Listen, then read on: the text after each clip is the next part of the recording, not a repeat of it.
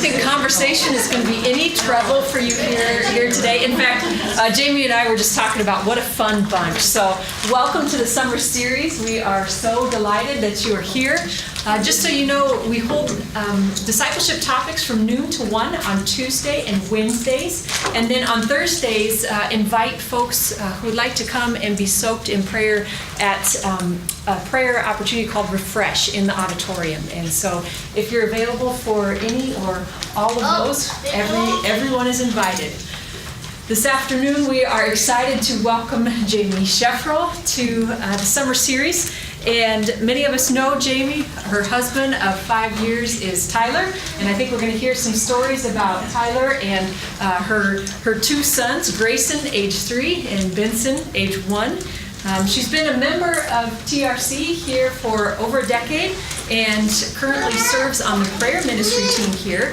And prior to that, had served on staff as well. So her passion, as you know, is wellness, and she writes, I'm a foodie working on a healthy lifestyle. Although I'm tempted to downplay my learnings or make light of food and wellness, I know that the Lord cares and that He is on this journey with me. I want to honor Him by sharing about the progress He is making in me. And so we are excited to hear your learnings. Can you welcome JAIME SCHIFERL?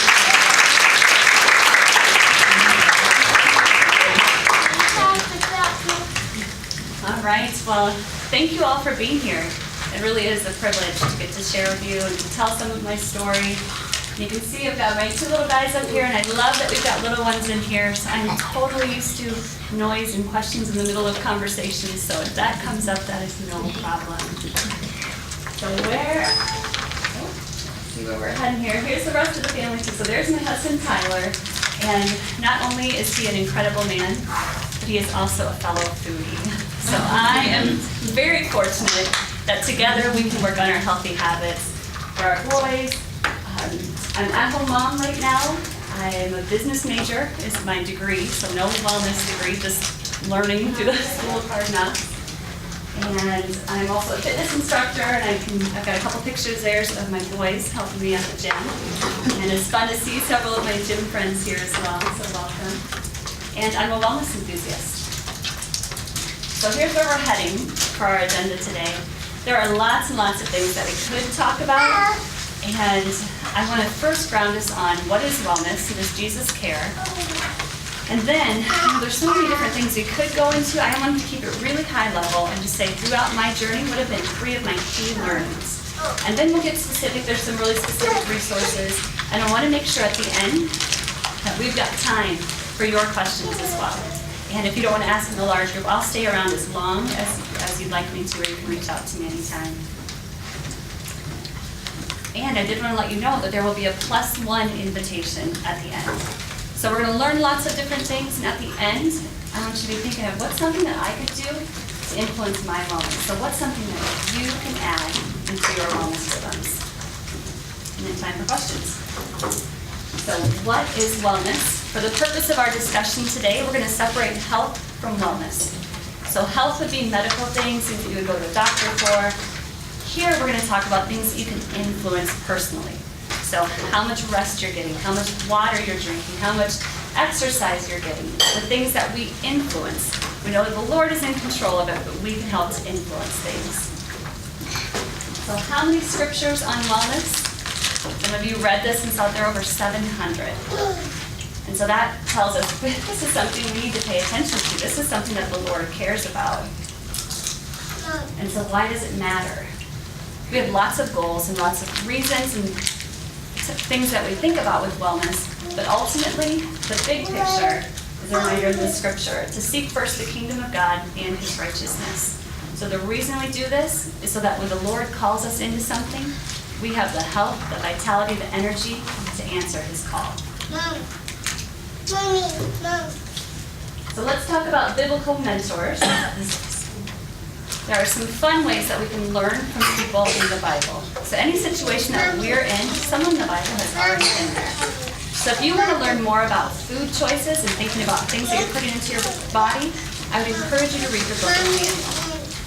So he was in a fancy program where he had access to the king's richest foods, anything that he wanted. He said, I'm not going to defile my body. Test me for 10 days on a diet of vegetables and water. And at the end of the 10 days, he was healthier. He had more vitality. So check out Daniel. I also really encourage you to read the book of Esther. So it's a short book in the Bible and really just a great all-around story. But Esther does some really neat things from a wellness standpoint. When she has to have a very important discussion, it's actually a matter of life and death for her and for her people, she takes 3 days and asks everyone to fast from food and to pray for her conversation. So fasting doesn't have to be from food, but it's a really healthy practice to help us center ourselves and to pray into a specific purpose. And when you read the story, watch how she uses a shared meal. I think there's a lot of power in sharing a meal and around life around the table. So be sure to check out Esther. That's something you could do for your ad one. We've also got Mary and Martha. And Luann Heatbrink and her discussion, Daily Bread, her summer series discussion, she reminded me of this, Mary and Martha.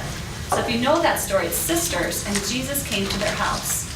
And Mary sat with Jesus and talked to him. Martha was busy preparing a meal and getting the house ready and was all busy. And she even went to the Lord and complained and said, Mary's not even helping me. Tell her to help me. Jesus kindly responded and just said, Mary has her priorities straight. Time with Jesus is always your number one priority. So some great biblical mentors there, and I would recommend the Bible as your best wellness book if you want to look for some good resources and people to learn from. All right, so here's my top 3, the things that we're going to talk through. So the first one is that we are all on a unique journey. So I had a wonderful spiritual mentor, and she maintained a really healthy weight. And so I asked her, what's your secret? How do you maintain this healthy weight? And she said, oh, I don't want to be someone who thinks about food all the time. Okay, don't be someone who thinks about food all the time. Food. It didn't work for me. So I tell you that to say, everyone is on a unique journey. You can't just copy what someone else is doing or try and take their advice and make it your own. You have to figure out what's right for you in your unique journey. I learned lots of other good things from her, and hopefully you'll pick up some nuggets from me. This is a unique journey for you. And part of why it's so unique is that we have unique mental fingerprints. So I don't know if you've ever heard that, but you have 7 neurological processing centers in your brain.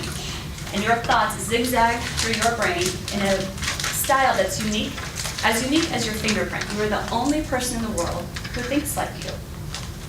So that's significant for 2 reasons. 1, you can't copy anybody else. You can't do what they're doing. You have to do what's right for you.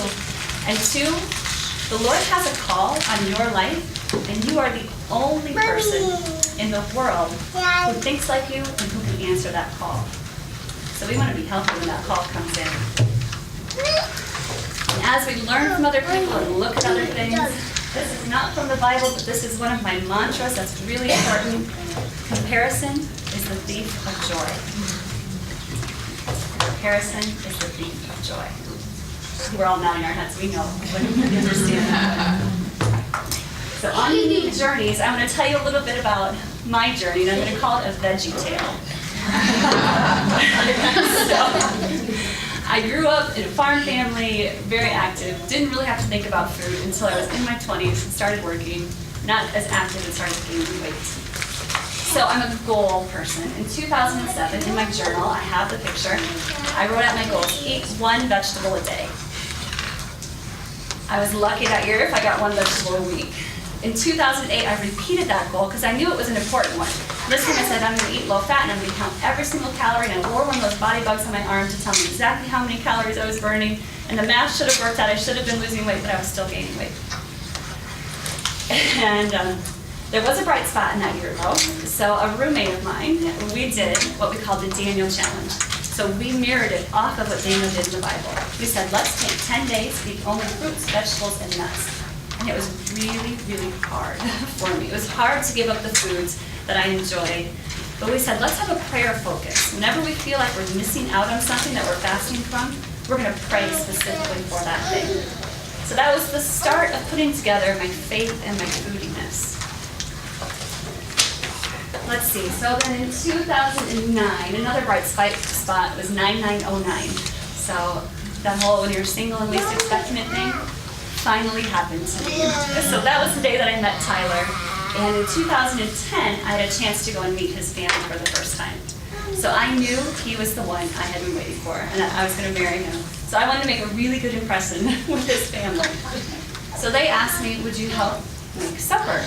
Absolutely. Spaghetti and pasta sauce. No problem, I can handle that. But then they said, oh, and let's add in this red pepper. Okay, no problem. They all go out to ride horses. I grew up in a family that we did not eat onions, we did not eat peppers. I had no idea what to do with this thing. Here I am, 30 years old, and I'm trying to impress my boyfriend's family. And so what do? You Google it. You go to and you find out what part of this do you eat and how do you prepare it. Honestly, I panicked. So it's fun for me to look back now and to see, if you want me to slice a red pepper, I can do that. But you've got to start somewhere. So don't be intimidated if you don't know how to use a vegetable. The people at Google are wonderful. Everything that you need. So then in 2011, now I'm working at church. We're married, I'm working at church, and I love working at church because they said, find out what you're passionate about and mix it with your faith. And so Katie and I actually got to go to a conference with Jordan Rubin and Dr. Caroline Leaf. And Dr. Leaf, she's listed on your resource sheet. Highly recommend her. She's a brain researcher, she's a mother of 4, she's a Christian, and she is incredible. So she's a really powerful resource to look into on matters of the mind. Jordan Rubin is a very well-known Christian author, speaker, and so I've been doing the low-fat, calorie counting thing, trying to kind of figure out this wellness and how does this all work out, trying to buy all these packaged healthy foods, and Jordan Rubin changed everything for me. He said, food science, the food industry is only 300 years old. They really don't know how all of those different kind of packaged foods are going to act in your body. So when you think about a bag of Doritos, there are a million varieties of Doritos. There's no way that they've tested all of those and know how they act in your body. He said the one thing that's timeless and we know how your body handles is your fruits and vegetables. Food made in their natural state, the way that God designed them. And he said calorie counting, forget it. Worried about how much saturated fat is in something, forget it. He said, enjoy your food, eat a variety of food, eat until you're full. And I kind of felt like I lost my map for how I was supposed to do this. And I think those thoughts are becoming more commonplace, but it was really new for me. And it was hard to give up all those low-fat foods and things that I thought I was doing to be healthy. A side note on that too, another way of thinking about healthy eating, and this is from Rachel Ray, because you can learn something from everyone. If it has a mother, and if it grows, it's healthy. So there's another little tidbit for you. All right, so my veggie sale continues. Oh, I forgot what slide there. I'm going to go back and say it. This is 2012 now. I'm pregnant with, our one point on that last slide. I'm pregnant with Gracie. And you know the scripture, it's on the back of your page too. Do you not know that your body is a temple of the Holy Spirit who is in you? You are not your own, you are bought under Christ. Therefore, honor God with your body. So I'm pregnant, and for the first time, I can literally feel life inside of me. And it changes. You sleep more, you try to eat better, you're really mindful of what kind of host am I to this baby. But each one of us right now has the Holy Spirit inside of us. So we want to be great hosts. We want to take good care of ourselves. Also, during my pregnancy, Tyler and I decided we want to keep working on this veggie challenge thing. So we decided each week we were going to try one new vegetable. The first veggie we did was okra, because it's high in folic acid and that's really important for pregnant women. Of course, we had to consult our friends at Google to figure out what to do with that, but now we know we like to buy it frozen. Just throw it in your skillet, add some salt and pepper, some olive oil, and you're good to go. We tried parsnips, rutabaga, kohlrabi, all these things that I had never experienced before that now we really enjoy. So that was a fun way, too, to add more vegetables into our life. So VeggieTale continues. In 2013, I'm an at-home mom. A couple friends and I got to lead the day meal plan. So if you are not familiar with Daniel Plan, it's a faith-based Bible study on food, fitness, focus, friends, and your faith. And it looks at a holistic view of wellness. So that's another really great resource to look at and to learn, more ways that you can influence your wellness. One of the things that they have that I really like, and it's kind of hard to see on here, as you visualize your plate, so if you think about your breakfast meal this morning, you draw a line down the middle of your plate, and 50% of your plate should be vegetables. So they're not saying this one in, this one out, 50% of your plate is vegetables. 25% protein, 25% whole grains. And that was the first time I really had a visual of what should this look like. And I'm still working on just eating more vegetables. So the thought of 50% vegetables and vegetables at breakfast, that was kind of a wild thought for me. So that was my first introduction to that. 2014, I was introduced to the Whole30. And I know some of you are familiar with it, some of you have not heard of it. It's a paleo-style diet, and paleo is kind of a caveman way of eating. But it's a very strict reset for your body. So it's not meant to be a lifestyle. It's to help reset your body. So you avoid sugar, gluten, grains, dairy, beans, alcohol, caffeine, anything artificial. Basically, very, very clean. So you can find out if you have any intolerances in your body. Very good, Graces. And to do something like that, you have to be prepared. Had you told 2007, Jamie, that I was ever going to do a Whole30, I would not have believed it. I would not have been ready to give up all of those foods. But Tyler and I had a really specific prayer focus. We were praying to have a second child, and I felt like the Lord invited me into some kind of fast.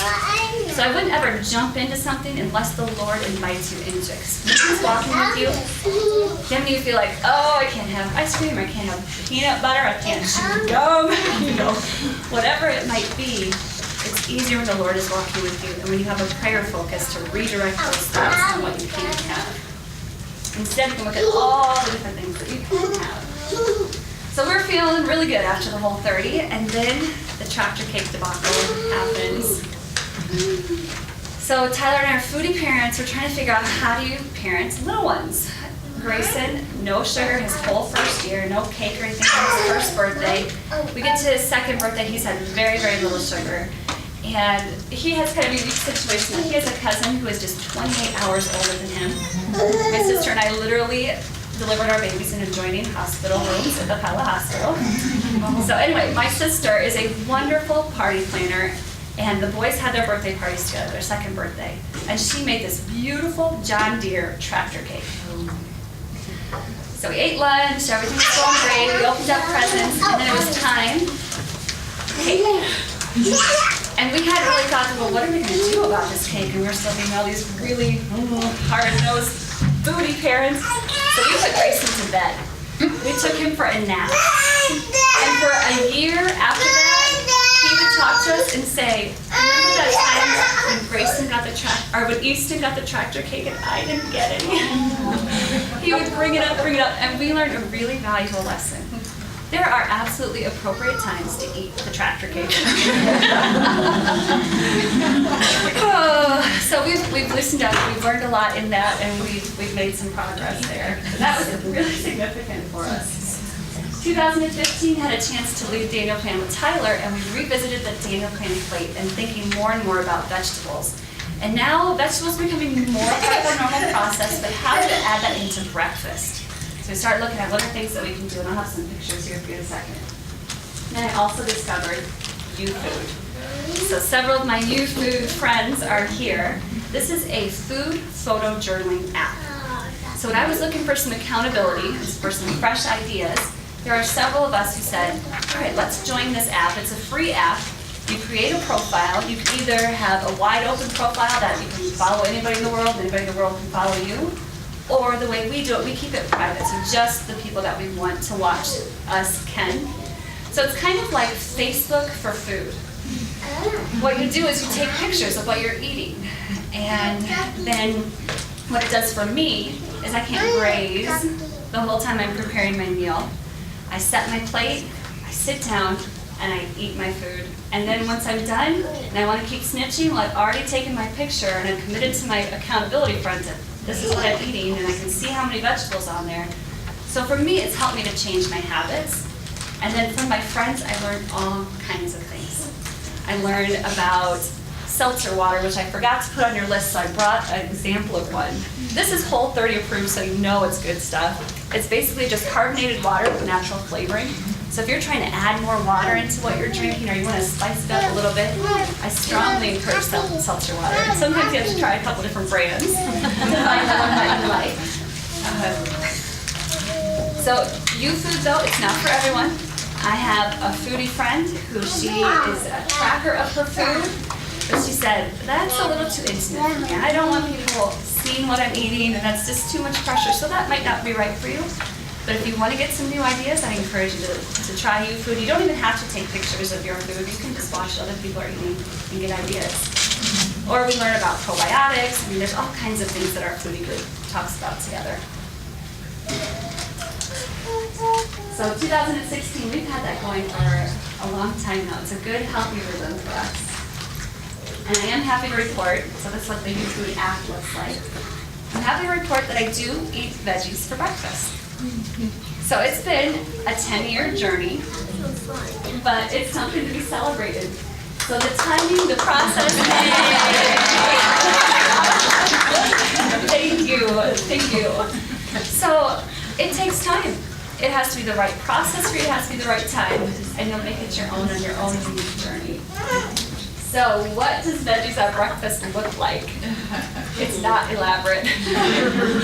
We eat a lot of eggs at our house. I love my cast iron skillet, and a lot of times I'll just grab raw carrots, raw pea pods, and add that in with my food. Or in the skillet while it's going, take some frozen mixed vegetables out of your freezer, throw that in the pan, heat those right up with it. You can keep it really, really simple. And then it becomes your habit. And suddenly you're eating coconut flour waffles, and it's not weird at all to you to see pea pods with your waffles, because that's your habit. That's what you do if you eat veggies at breakfast. One other really +1 thing that each of us could add, this is called nutritional yeast. And if you've never heard of it, it's an incredibly easy way to get all kinds of benefits onto your diet. So it's something you just sprinkle onto your food. This goes onto our eggs, our veggies, anything. I mean, it's fun. Our 15-month-old now, Benson, if we give him something, he wants to sprinkle on it too, because this is what he sees us do and sprinkle it. Hy-Vee, Walmart, lots of benefits. Easy way. If anyone wants to look at that, you're welcome to take a peek at that. So there's an easy one for you if you're looking for a way to influence your wellness. And I do think it's important to celebrate progress. So a couple fun pictures here. This is our garden a couple of weeks ago, and there behind Grayson is 2 rows of okra. He absolutely loves okra, and we actually got to eat our first basket from our garden last night. And then this is Grayson's 3rd birthday.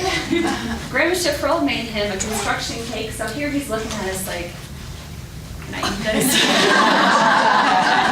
I remember that whole tractor cake. Yes, but you can eat it. So we let him use his digger, his bulldozer, and he enjoyed it, and it was wonderful. It was wonderful. So we celebrate foodie parenting progress as well. So a little more of a unique journey. And talking about mind, health, style. So the Daniel Plan people, they call it a health style. What are the things that you keep top of mind? What are important to you from your wellness perspective? So I am a firm believer in experimenting. The Whole30 people, they call it cat math. They say, if you are allergic to 10 cats, would you get rid of 9 and keep that one? No, you would have to get rid of all 10. So if you have an intolerance to dairy or to gluten, can you just have bread once in a while? No, you would need to try completely eliminating it. And the only way you know is if it gives you weak belly or brain fog. The only way for you to do that is to detox from it. And that means to completely avoid it for a little while.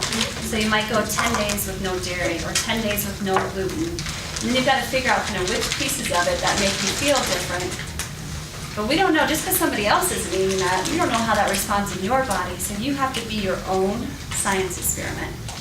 I'm a firm, firm believer in that, and that's the only way you're going to find out what's right for your body. My health style too, let's see, goals and rhythms, very important for me, so write my annual goals, eat one veggie, eat one veggie, eat one veggie, over and over until I get it. New food is a healthy rhythm for me, taking those pictures.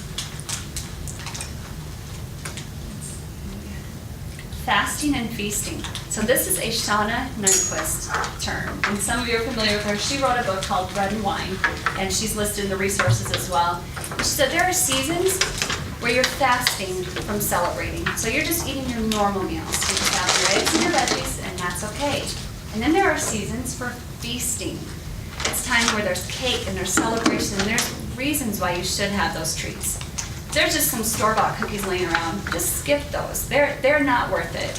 But if someone makes you a tractor cake or whatever it might be, enjoy that. Eat it slowly, savor it.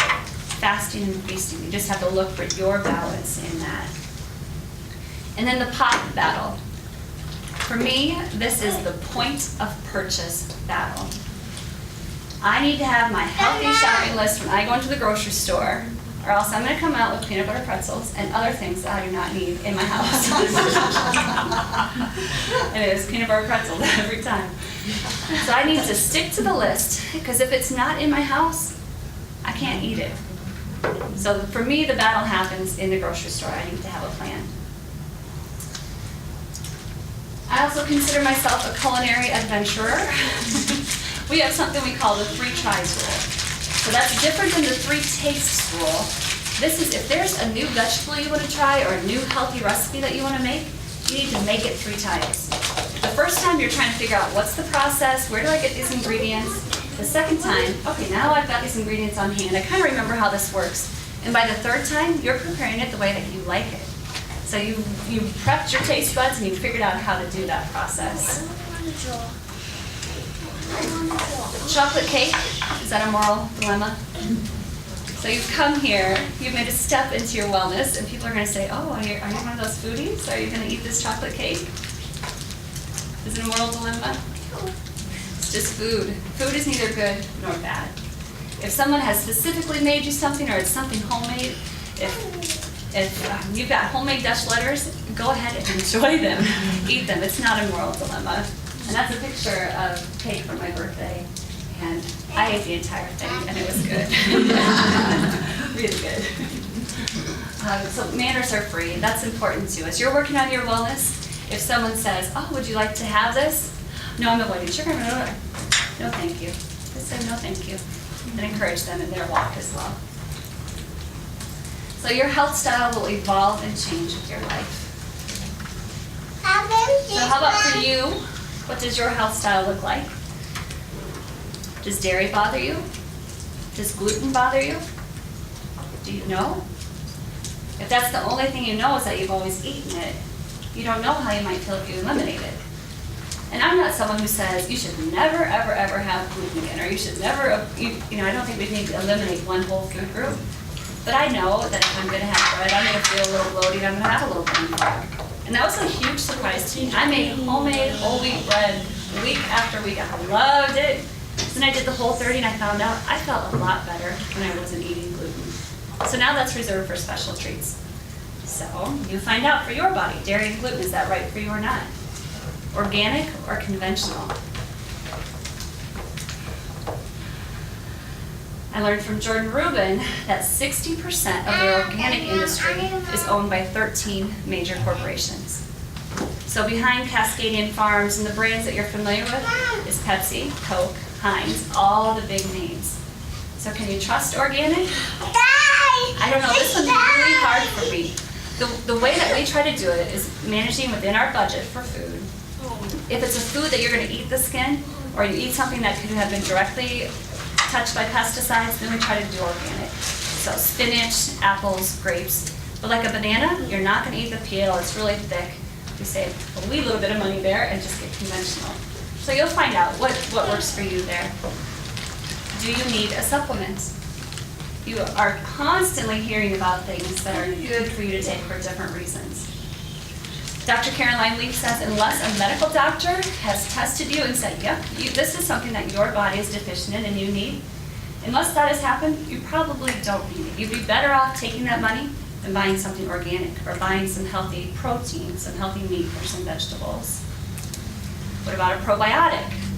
You heard about probiotics? So they say that 80% of your health comes from your gut. And it makes sense, because if your gut is irritated and inflamed, you're not able to absorb your nutrients. So you want a healthy gut. Probiotics are enzymes that help your gut be healthy. There's little bacteria in there and helps you break down your food so you can get more nutrients out of it. So yogurt, sauerkraut, kombucha, there's all kinds of fermented foods if you want to look into that. Or you can consider taking a probiotic pill as well. But I think that is something that we can all benefit from. So I'm encouraging you to do your own cat math and to be your own experiment. Be brave, have fun, recruit a buddy to do it with you. And really, you can just turn it into a habit, a healthy hobby, something to learn about and find out more about. So that was Unique Journey. Another big learning for me is that this is a +1 journey. So wherever you're at on the continuum, maybe you're a beginner, maybe you were here and then you came back here, wherever we're at, I don't think you have to go 10 steps forward. I think if you do one little thing, I mean, look at my veggie tail. 10 years to get closer to where I want to be with vegetables. So you just pick one thing to focus on. And if you're not sure where to start, I would advise you to go on the danielplan.com. They've got a essential survey. So out of those five areas, focus, friends, fitness, faith, and food, you'll rate yourself in the different areas and you'll find out which one am I the lowest in. Food comes easily top of mind, but maybe you want to work on your faith walk first before you start focusing on your food. Or maybe you want to spend more time with your friends and get yourself in a mental, healthy place there before you work on the other areas. So that's a good place to give you some direction of where should I start. What are the other two? I've got faith, food, friends.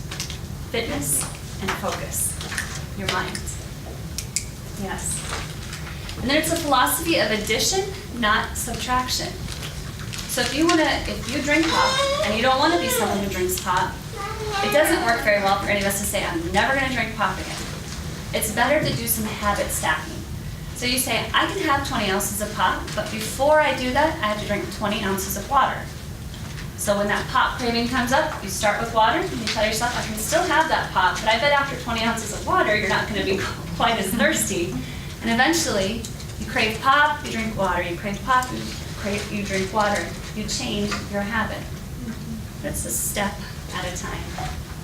So a couple other ideas on things that you can do. Drinking more water, getting more rest, taking more quiet time, exercise, walking, looking at something on YouTube. At the gym where I teach, you are welcome to be my guest. So at any time, you can come. Faye's a fellow fitness instructor. You can attend her classes as well. You can come with us for free and try some things out. Try looking at a new resource. Dr. Leaf that we mentioned, 100daysofrealfood.com. Kim is an expert on Lisa Leaf. She can tell you some more about her too.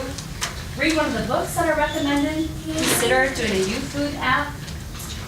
Think about doing a detox, probiotics, maybe adding some nutritional yeast. And I really encourage you to look at that Daniel Plan for the essential survey. So that's on danielplan.com. She's making me not. And then this is from Daniel Plan, and I really like this. It's about progress, not perfection. So the mind, when we think about body, spirit, and mind, I really have found for me that the mind is kind of the missing piece. It's the last place that we think about is how are we thinking about things and how do I really feel about things. So let me just tell you a story about the power of the mind and what can be stuck in your mind. So I was 10 years old. I have 3 girl cousins, we're all the same grade, and every year we got to go to my grandparents for a vacation Bible school. It's Friday night, it's the program, and we're all dressed up, all 4 of us lined up, and these words were spoken to us. Oh, you girls are so pretty, you're so tall and thin, And Jamie, your legs are so solid. And so I knew solid meant not tall and thin like my cousins. And that was a word that stuck with me for a very, very long time, that there was something wrong with my legs. They weren't like my cousins. But the cool thing is that our minds can change. We can bring in new truth, and I can find out that solid legs can be an okay thing. I'm 6 years older than Tyler. I gotta be able to keep up with him. I need solid legs. I've got 2 little boys. So you can change your mind. But you also have to be very, very careful with your words and the way that you think about things. So what's the best way to check the wellness of your mind and how you're thinking about things? What are the words that you say to yourself about yourself? When you look at someone else, how do you observe them, what they're eating, what they're wearing, how they're exercising? We literally have to take captive every thought. And Daniel Plan, they say, don't believe every silly thought that you have. Not every thought we have is true. So you have to be mindful and intentional about what you're saying and thinking about wellness. So I'm going to ask you to do me a favor, and that is to speak blessings about yourself, to yourself, about your wellness journey, and to other people. And that sounds really easy, but it is hard. We are really hard on ourselves, and we don't need to be. I should have printed off a bigger handout so I don't have to keep turning around. I apologize for that. Speak and receive blessings also. So we're speaking, we're giving blessings, and when someone says something kind to us, they say, oh, I really like how you've done this, we're easy to downplay it, and all we need to do is say thank you. Thank you. Period. Receive that blessing. Optimism bias. So they've done studies. Globally, every social, economic background, what percent of people believe that their tomorrow is going to be better than their today? Every people group, every background. Any guesses? What percent of people believe that their tomorrow is going to be better than their today? 99.9% of people, no matter their background or where they live or how much money they have, believe that their tomorrow is going to be better than their today. And how is that possible? Because we have an incredible creator who wired us for love. Our minds are wired for goodness and for love, and somewhere along the way we've gotten solid and other words into our minds, and we start to feel guilty and feel bad about wellness, but we don't need to. We can literally renew our minds. And Dr. Leaf has great research on this, how you can change a dendrite in your brain and build up a healthy new thought. It's incredible. She says science is catching up with the Bible. So some resources on the mind to help you take captive of every thought. Dr. Caroline Leaf, that I've mentioned a couple times, her website is listed there. She's got a 21-day brain detox, and she also has a new app called 63 Days to Think and Eat Yourself Smart. And it is a great resource. So those are some that you might want to check out to improve the wellness of your mind. And then one book that I really love is French Kids Eat Everything. So I read this a couple years ago, and it was really interesting as I'm trying to track calories and eat low fat, trying to do everything right, and just thinking all the time about my food. The French eat for enjoyment, for socialization together. They don't worry about nutrients and calories, but they make healthy, homemade, prepared meals. So this book is a really lighthearted book about a family that moves to France and what they learned about how the French eat. So you can look through that book. A couple of the ones I really like: avoid emotional eating, no rewards, no bribes for your kids, for yourself. Oh, I deserve this. It's part of taking captive your thoughts again and saying, is this true? How am I going to feel after I eat this? But you're also balancing out with number 10. Remember, eating is joyful and it's relaxed, and it's okay to have special occasions. It's number 9. Eat mostly real foods. Treats on special occasions is okay. If you have little kids, here's a mantra you can say: you don't have to like it, but you do have to taste it. That's important for adults and children alike. And here's one that I've been trying: is no snacking. It is okay to be hungry between meals. The average American child has 6 meals or snacks a day. So if you feel like you're constantly eating, it's because we are. In France, they're having filling meals, and then they wait until their next meal is prepared, and they sit down and they can eat it all together. So a fun book about the relationship with food, if you'd like to check into that. So some resources and advice. People ask us quite often, well, what do the SCHIFERLs eat? We have a really simple recipe. We're busy with 2 little guys, and we don't do anything elaborate or fancy. We pick our protein, so chicken, beef, pork, whatever it might be, fish. Pick our protein, pick our vegetables. Mostly we roast it if it's fresh, or we just grab it out of the freezer and throw it in the pan, and then pick your seasonings. So one night it might be Mexican, one night it might be Italian, some night it might just be salt and pepper or lemon. So we keep it really simple. We pick our protein, our veggies, and add our seasoning. And if you want some more examples of what that can look like, the Well-Fed Cookbook is a really good example of that. And it's at the Pella Library. I know that because I requested it. Our library is incredible. They will order almost any book that you want them to, so you can try it out. And if you'd like to see what we're eating, you can follow me on YouFood. You're welcome to create a profile. My username is right there. It's JMS_rhythms, because I'm working on my healthy rhythms. And then on the handout too, you'll see lots of our favorites here, and also where we like to shop. And I did want to give the disclaimer, our Costco list is humongous. My youngest sister lives 2 blocks from Costco, so it's really easy and really fun for me to go to Des Moines for a day. But all of these healthy things you can get right here in town. Hy-Vee has an incredible bulk bins that you can find most of the stuff there. Hy-Vee has a 50% incredible bulk bins. 50% of it is loaded with sugar, you want to avoid that.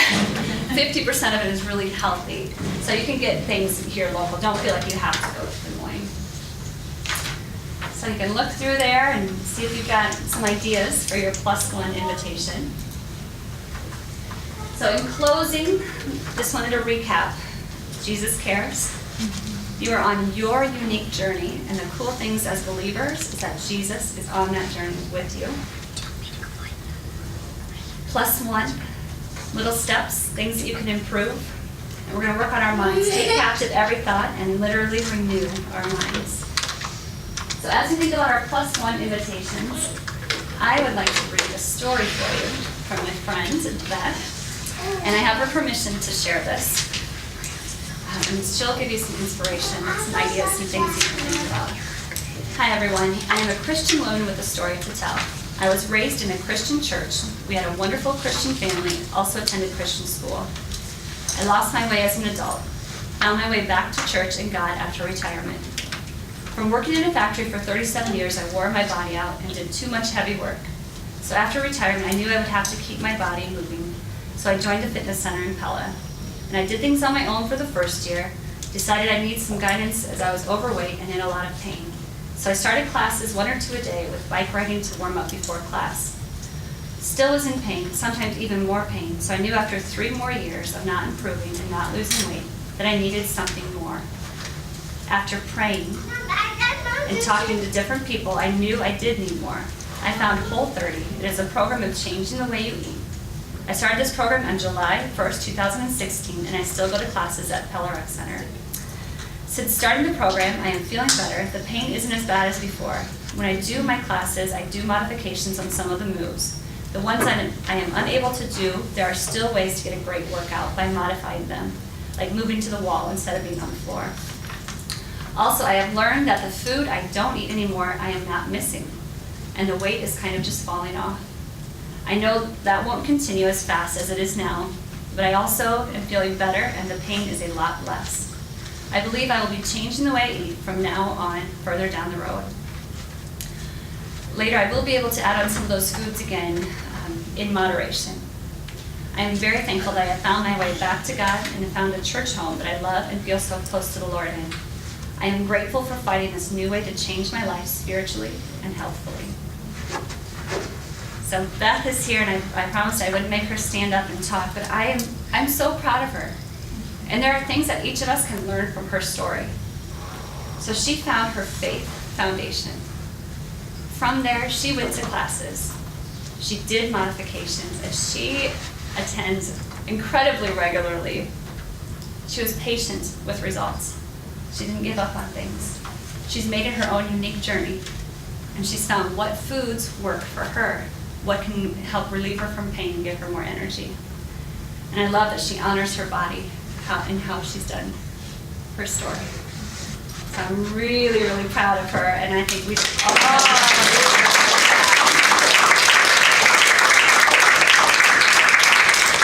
Yes, awesome. It's so awesome to celebrate with her. So how about your story? What will your +1 story be?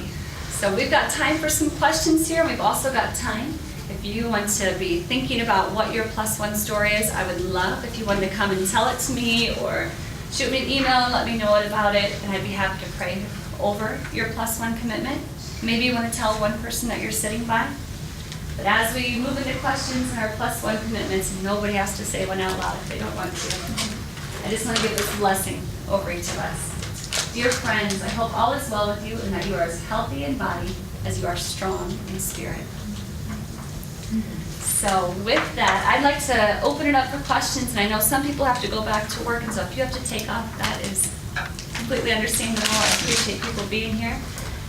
Any questions, or anybody who would like to say, here's my +1 commitment, I'd be happy to open up the floor now if anyone wants to share anything.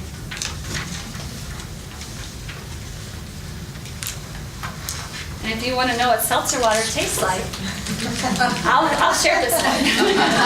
I'll send it with you. This one's pineapple coconut. There's all kinds of flavors. So that was a lot of information. But I really hope that you can just take it in, soak it up. If there was something you were hoping that I was going to cover today but I didn't, please make sure you ask me. If you wanted to talk more about fitness or about the gym, talk to me about that. Otherwise, truly, I pray blessings on each of your journeys. And let me know if there are questions.